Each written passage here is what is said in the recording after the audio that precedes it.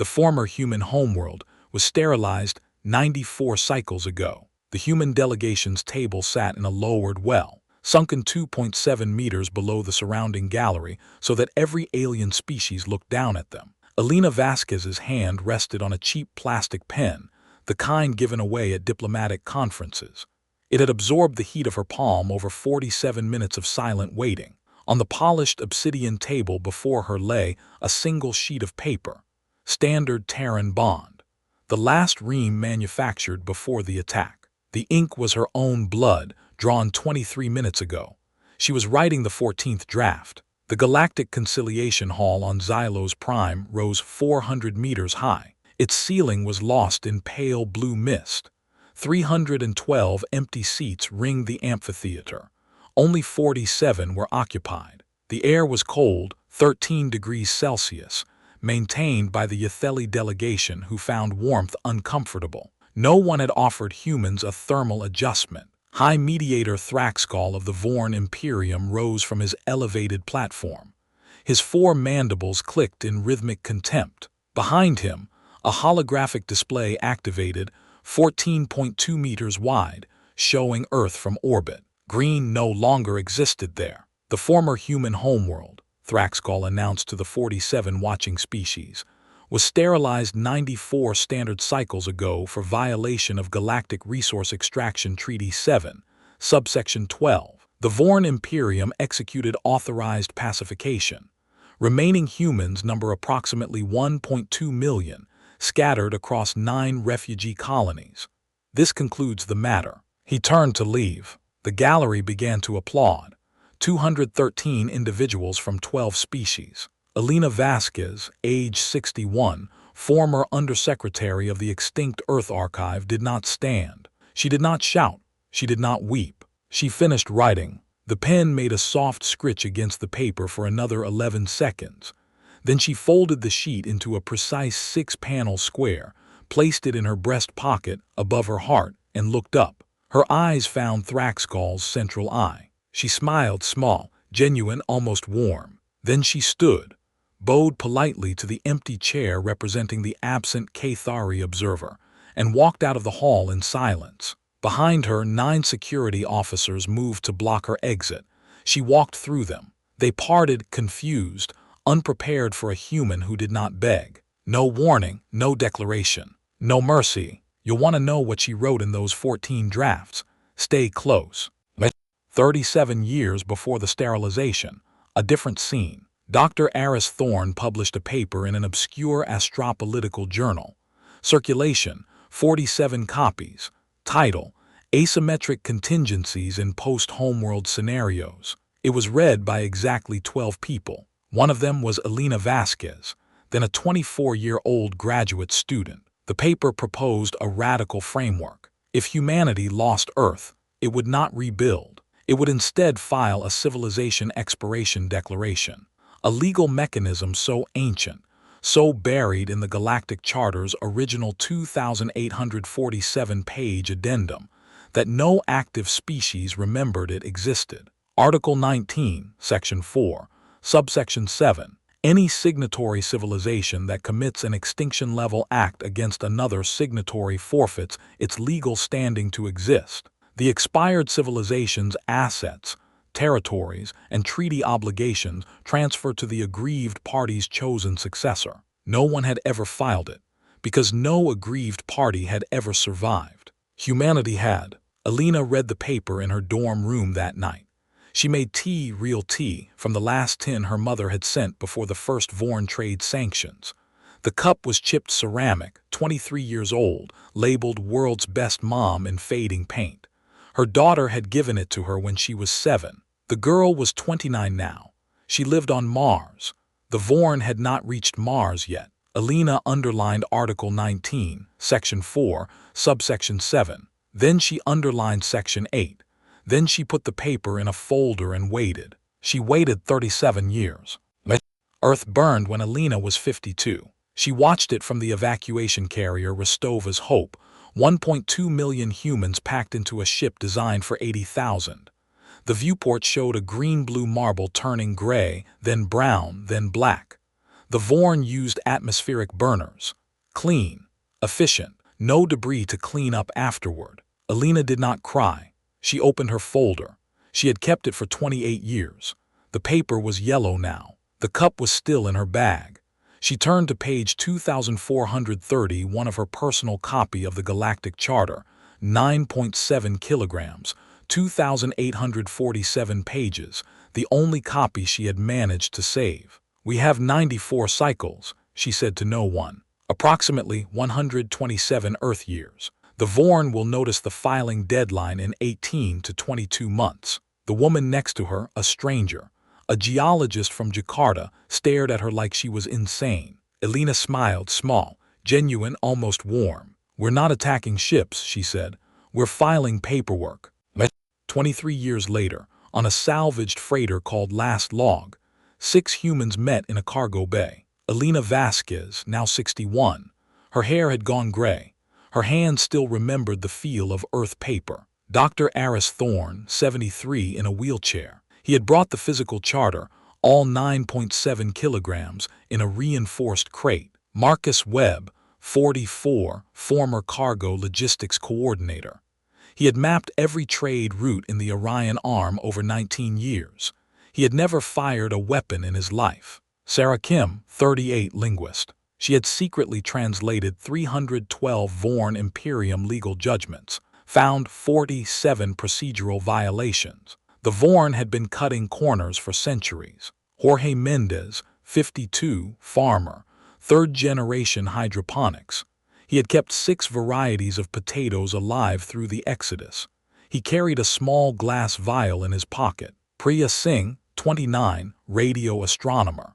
She had been listening to Vorn military channels for 11 years, recorded 2,847 hours of chatter. She knew their shift changes, their encryption rotations, their coffee breaks. They sat around a holographic display. Marcus typed 7 characters. Last page. "The last page of their civilization," Alina said. "We're not attacking ships, we're filing paperwork." Aris opened the charter to page 2431. His hands trembled. Not from age, from the weight of what they were about to do. "Our case requires 14 forms," he said. "We have 94 standard cycles, approximately 127 Earth years, to file. But the Vorn will notice in 18 to 22 months. We have 217 days to recruit 7 co-signatory species, the minimum required under Article 19, Section 4. Sarah pulled up her data. "There are 12 species the Vorn have wronged. 7 of them still exist. 6 have legal standing." She named them. The Cathari. 47,000 survivors of a Vorn resource war 311 years ago. They had no homeworld. They had no army. They had libraries burned but not forgotten. The ill, 892 individuals, formerly 12 billion. They glowed in the dark.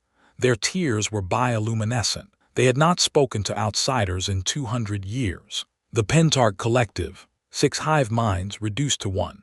A single drone, voice a whisper, body a shell. The Ashto, 11 refugee clans, no homeworld, no government, no standing in any court. They had fingerprints.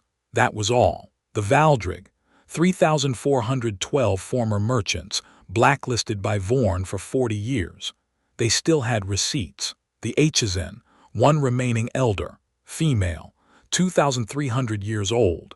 She had watched 847 species rise and fall. Priya poured tea, real tea grown in Jorge's hydroponic bay, 47 grams of leaves remaining from Earth's last harvest.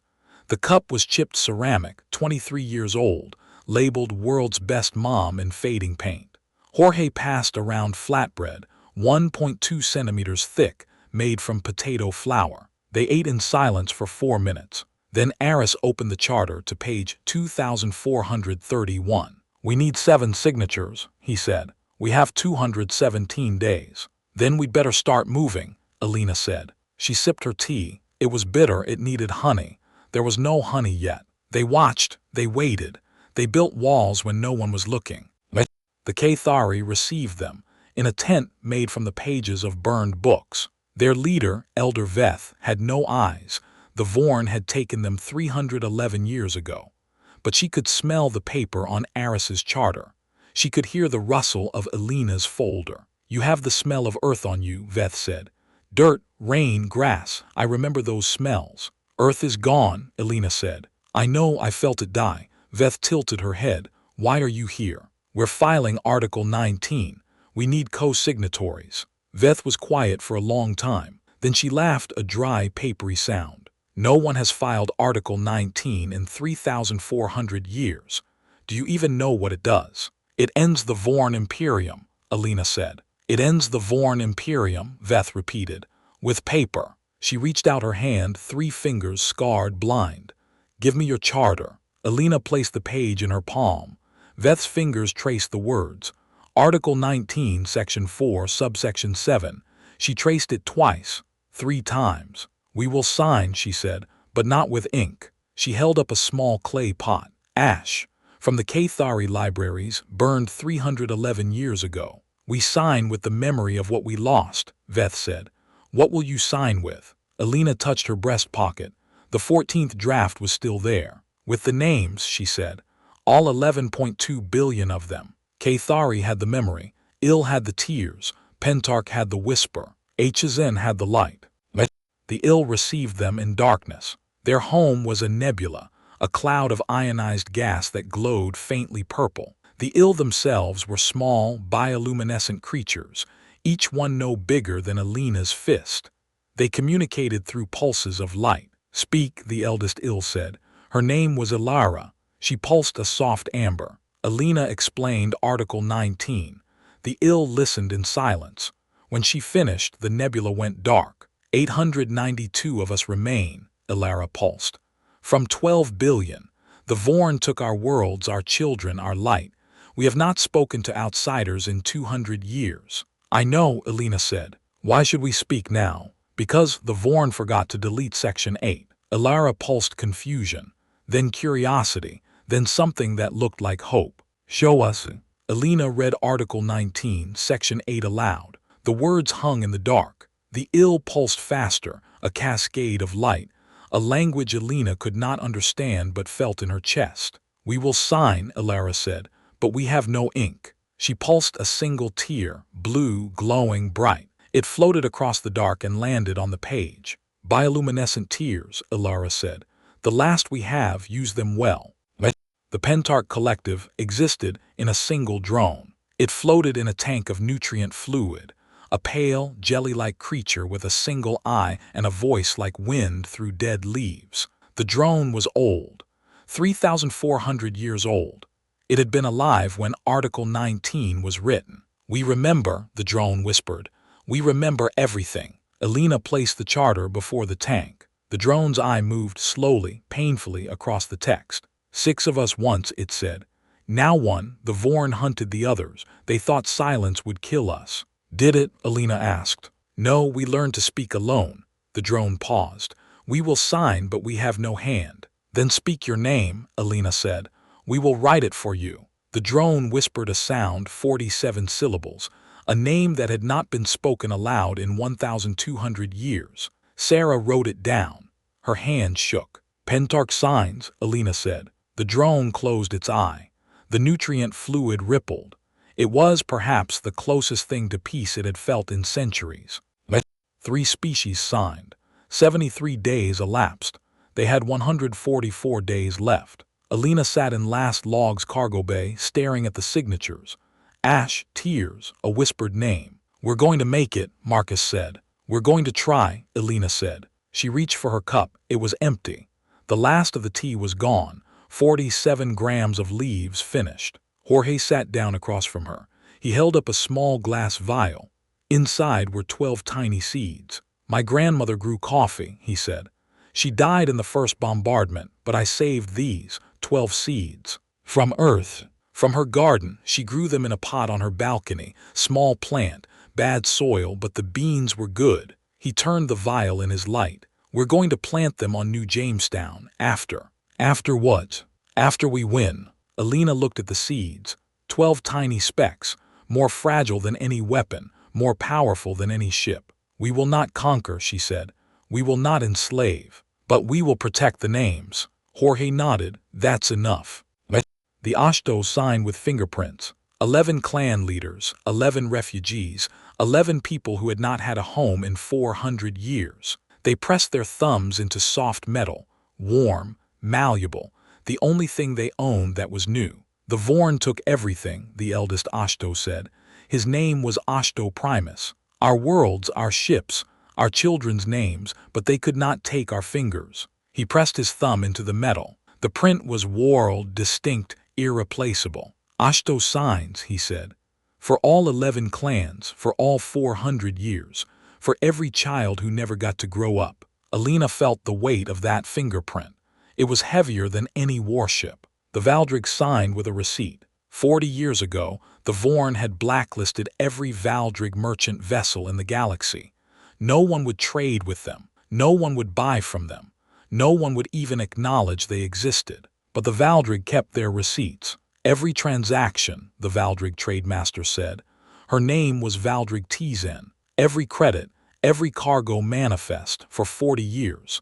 The Vorn said we were nothing, but nothing leaves a paper trail. She placed a single receipt on the table, dated 40 years ago, a shipment of grain from a human colony called New Sao Paulo. The colony no longer existed. The grain had been delivered. The Vorn never paid, Tizen said, but we have the receipt. She signed her name below the receipt. The Valdrig signed, she said, for every unpaid debt, for every ignored ship, for every time they said we didn't matter. Alina took the receipt. It was yellow. It smelled like old paper. It was perhaps the most beautiful document she had ever seen. 5 species signed. 187 days elapsed. They had 30 days left. 1 remained. Elder HFY received them in a chamber 3 meters in diameter. Intimate. Warm. The first space since leaving Earth that felt human-sized. Her body was a spiral of crystalline fibers, pulsing with amber light. She had watched 847 species rise and fall. I have read your history, she said, her voice a soft hum. All of it, the wars, the famines, the art, the children's songs. You are terrible at peace, and magnificent at endurance. She paused. Show me your Article 19 filing. Alina placed the charter before her. HFY's fibers pulsed, reading, absorbing, understanding. You have 5 signatures, HFY said. Cathari, Il, Pentarch, Ashto, Valdrig, all wronged by the Vorn, all still alive. Yes, and you need 7. I would be the 6th. Yes.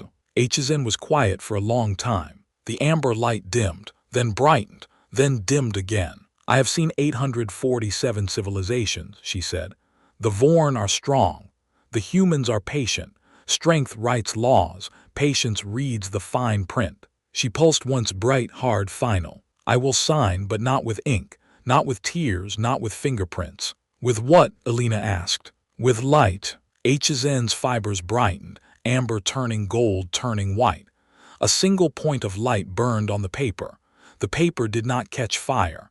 It absorbed the light. The name HFY appeared, written in something that looked like starlight. The HFY sign, Elder HFY said. For every species the Vorn extinguished. For every silence they thought was empty. For every light they thought they could put out. She dimmed, the amber returned. You have 29 days left, she said. Use them well. That night on Last Log, Alina made coffee. Real coffee. The last 117 grams from Earth. She ground the beans with a hand-crank grinder she'd carried across 9 light years. The smell filled the cargo bay. Jorge, Marcus, Sarah, Priya, Aris, they all sat in silence, watching the pot brew. My grandmother's name was Rosa, Jorge said quietly. He had not spoken much during the journey. He was a farmer. He grew things. He did not talk about the past. She died in the first bombardment, in Sao Paulo. The Vorn hit the residential sectors first. They always hit the residential sectors first. He held up the glass vial, the coffee seeds. She gave me these the day before. Said plant these somewhere safe, Jorge. Somewhere the bombs don't reach. Alina poured the coffee. 6 cups, the last cups. We're going to plant them on New Jamestown, Jorge said. After. After what? Priya asked. After we file the paperwork. They laughed. It was a small laugh, tired, worn, but it was real. 6 humans. 6 cups of coffee, 2,847 pages of intergalactic law, 7 signatures, 1.2 million survivors, and 29 days. 29 days. Alina counted them like heartbeats. Each one brought them closer to the tribunal. Each one brought them closer to the Vorn noticing. On the morning of day 218, she woke before the others. The cargo bay of the last log was cold. Her breath fogged in the air. She reached for the cup, the chipped one, world's best mom.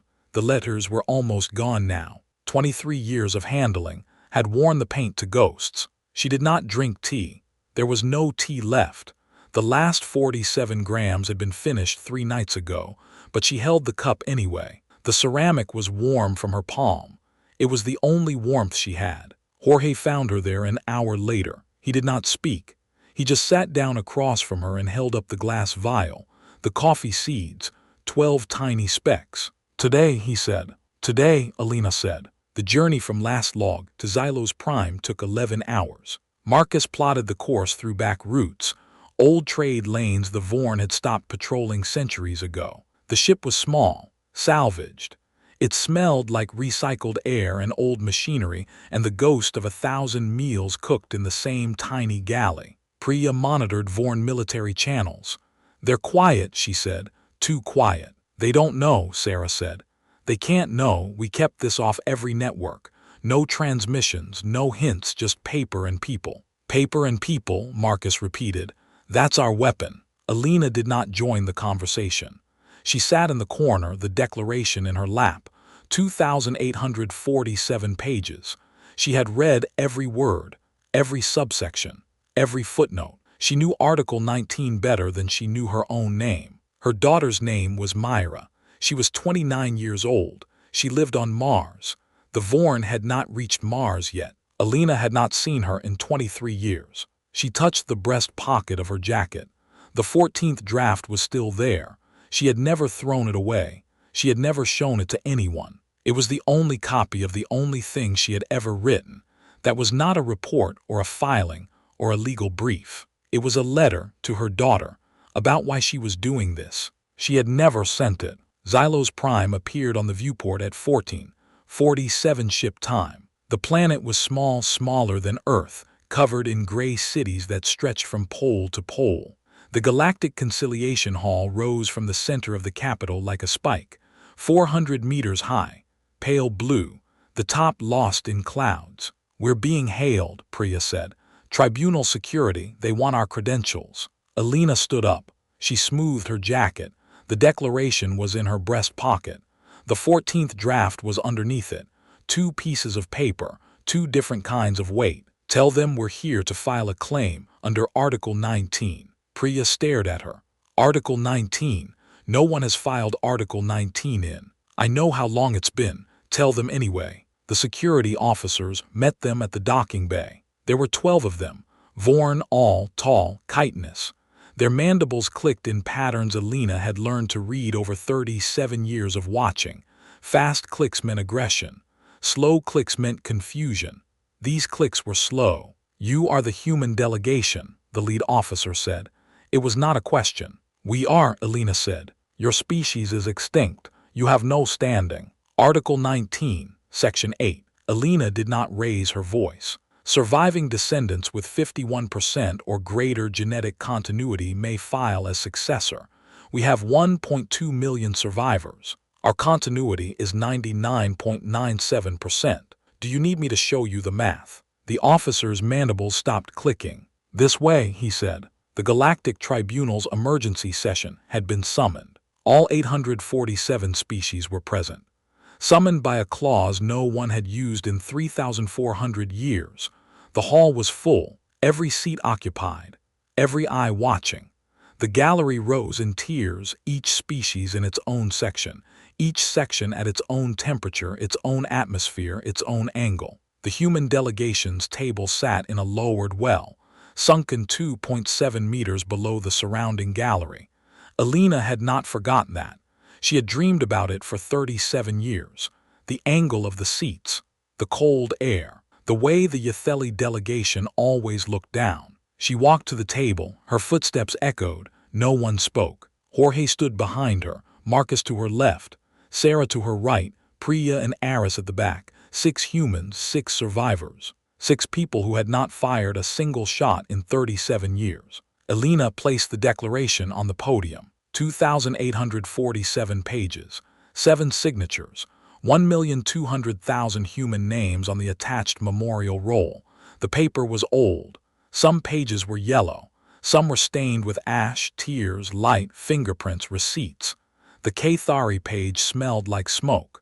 The ill page glowed faintly blue. The Pentarch page had a whisper trapped in the ink. The Vorn Imperium sterilized Earth, Elena said. Her voice did not shake. 94 standard cycles ago. They killed 11.2 billion humans. Under Article 19, Section 4, Subsection 7 of the Galactic Charter, we declare the Vorn Imperium civilization expired. The courtroom erupted. No warning, no declaration, no mercy. High Mediator Thraxcall rose from his elevated platform. His mandibles were wide.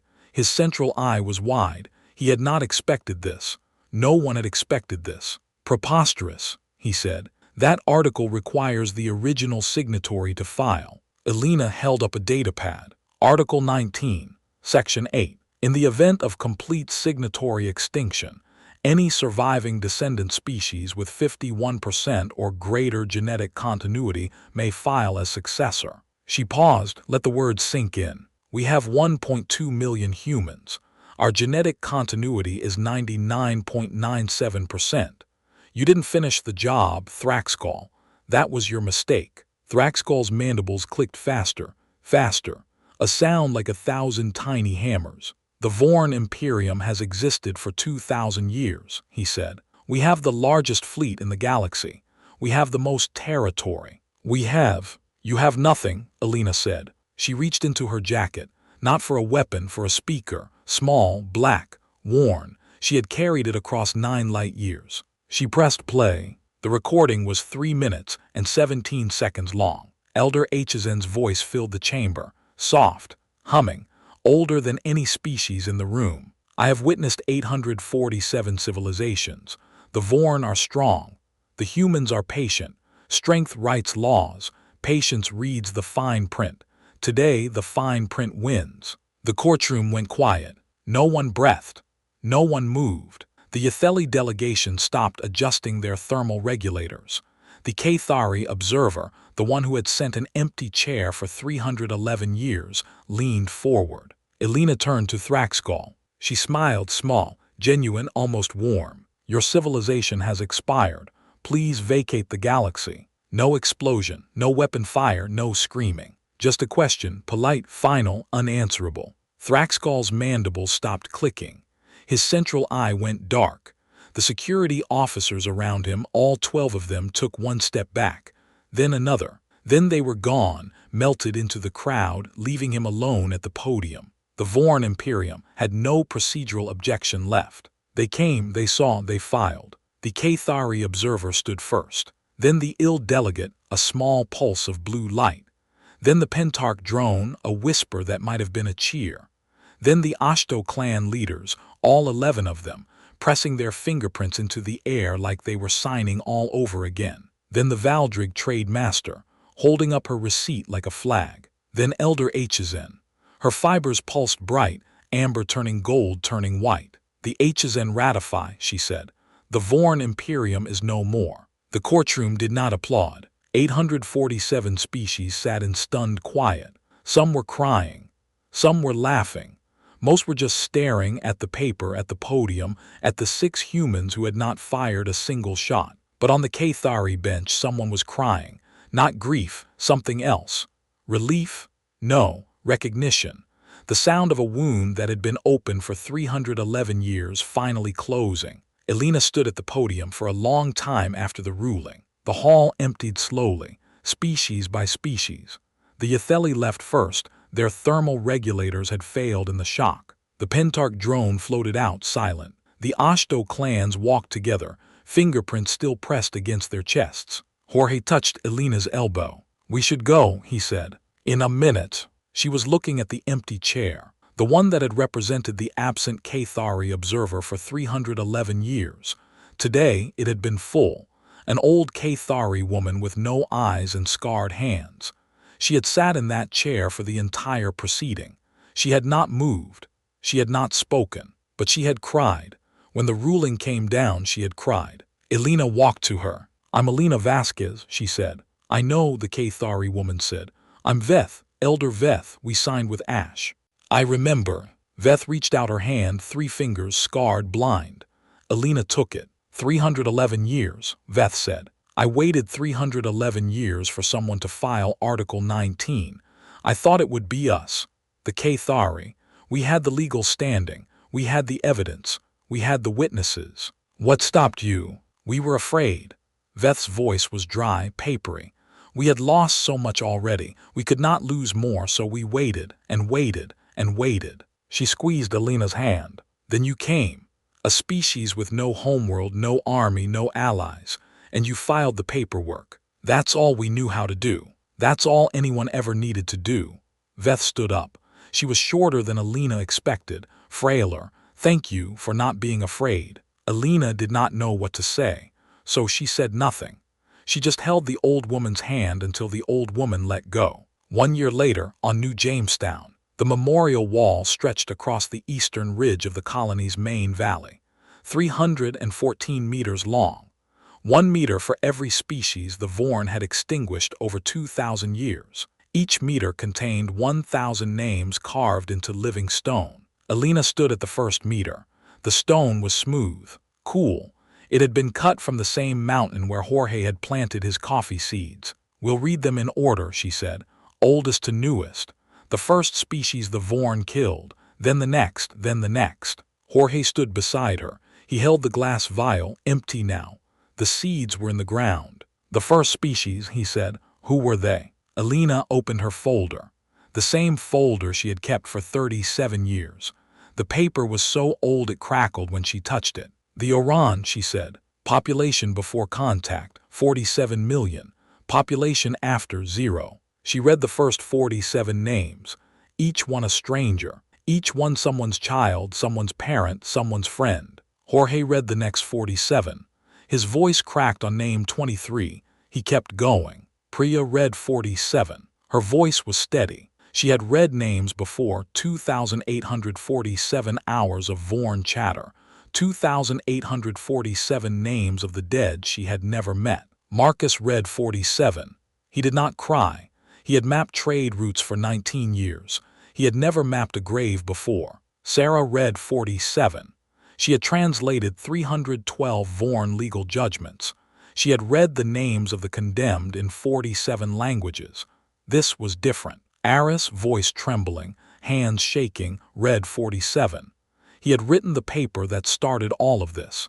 He had never imagined he would live to see the ending. Then Elder Hzin stepped forward. Her crystalline fibers pulsed amber, soft, slow. "The final 47 names are Vorn civilians," she said. "They died in the collapse of their empire. Not in battle, not in defense. In the chaos that followed when the laws stopped meaning anything." She read them, each name a pulse of light, each name a small glow in the dark. "Civilization does not expire," she said. "It transfers. What will you build?" Elena sat alone on a bench overlooking the potato fields. The sun was setting. New Jamestown's star was smaller than Saul, colder, but the light turned the potatoes gold. The field stretched for half a kilometer. Jorge had planted the first crop 6 months ago. The plants were small, but they were growing. Jorge walked up the hill. He carried 2 cups. "New tea," he said. "First harvest. The leaves are small, the taste is not good yet." He handed her a cup. It was the same cup, the chipped one. "World's best mom." The letters were even fainter now. Elena sipped. It was bitter, it needed honey.